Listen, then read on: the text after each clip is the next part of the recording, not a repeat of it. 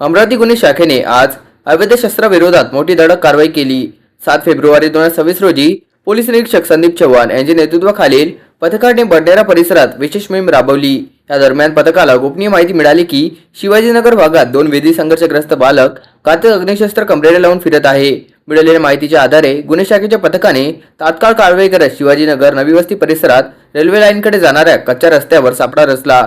अत्यंत शिताफीने दोघांनाही ताब्यात घेण्यात आले। त्यांच्या धर्तीमध्ये 2 देशी बनावटीचे पिस्टल आणि 2 जिवंत काडतुसे आढळून आली।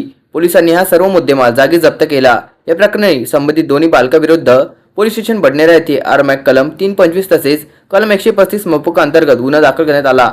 जप्त करण्यात आलेल्या मुद्देमालाची किंमत सुमारे 81,000 रुपये असल्याची माहिती पोलिसांनी दिली आहे।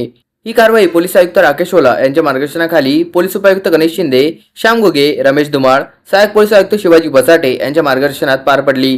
गुन्हे शाखेचे पोलीस निरीक्षक संदीप चव्हाण, उपनिरीक्षक महेश इंगोले तसेच पथकातील अंमलदारांनी यशस्वी कारवाई पूर्ण केली।